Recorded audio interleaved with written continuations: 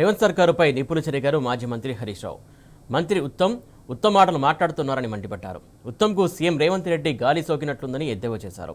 ఉత్తమ్కు రేవంత్ రెడ్డి సావాస దోషం పట్టుకుందని దుయ్యబట్టారు. పాలమూరు ప్రాజెక్టు కోసం తాను నేల మీద పడుకుని పనిచేశారని స్పష్టం చేశారు. 6.5 లక్షల ఎకరాలకు నీళ్లిచ్చామన్నారు. 90 టీఎంసీలను 45 టీఎంసీలకు తగ్గించారా లేదా ఉత్తమ్ చెప్పారని ప్రశ్నించారు.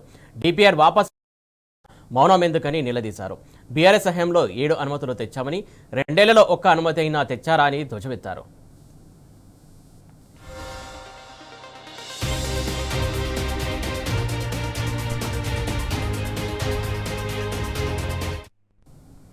పాలమూరు ద్రోహులు కాంగ్రెస్ నేతలు అని విరుచుకుపడ్డారు హరీష్ రావు. గ్రీన్ ట్రిబ్యునల్లో కోర్టులో కేసు వేసి అడ్డుకున్న ద్రోహి ఉత్తమని దుయ్యబట్టారు. 2 టన్నెల్స్లు బీఆర్ఎస్ హయాంలోనే పూర్తి అయ్యాయని తేల్చి చెప్పారు. సర్కారు చేతకనితనాన్ని తమపై రుద్దుతున్నారని ఫైర్ అయ్యారు. కొడంగల్ నారాయణపేట లిఫ్టుకు 2 ఏళ్ల క్రితం కొబ్బరికాయ కొట్టి డిపిఆర్ ఎందుకు పంపలేదని ప్రశ్నించారు. సొంత శాఖపై మంత్రిగా ఉత్తమ్కు ఇంకా పట్టు రానట్టుందని, ఇంకెప్పుడు జ్ఞానం పెంచుకుంటాడంటూ చురుకలంటించారు. ఎస్ఎల్బీసీపై బీఆర్ఎస్ ప్రభుత్వం 1900 కోట్లు ఖర్చు పెట్టిందని గుర్తు చేశారు. 7 ప్రాజెక్టులకు ఢిల్లీ నుంచి ఫైనల్ అనుమతులు తెచ్చామని, కాంగ్రెస్ హయాంలో 3 డిపిఆర్లు వాపసు వచ్చాయన్నారు. 2 ఏళ్లలో ఉత్తమ్ ఒక్క అనుమతి కూడా తేలేదని విమర్శించారు హరీష్ రావు.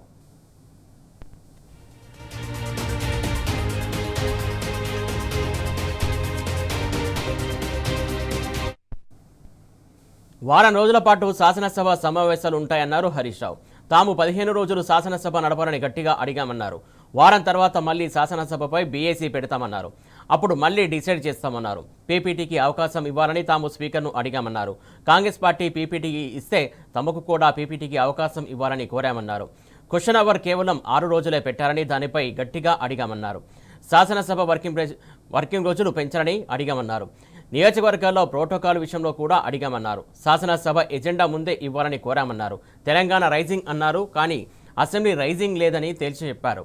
శాసనసభలో 15 అంశాలు ఇచ్చామని, వాటిపై చర్చకు అవకాశం ఇవ్వాలని కోరామన్నారు. బీఆర్ఎస్కు తగిన సమయం ఇవ్వాలని కోరామన్నారు.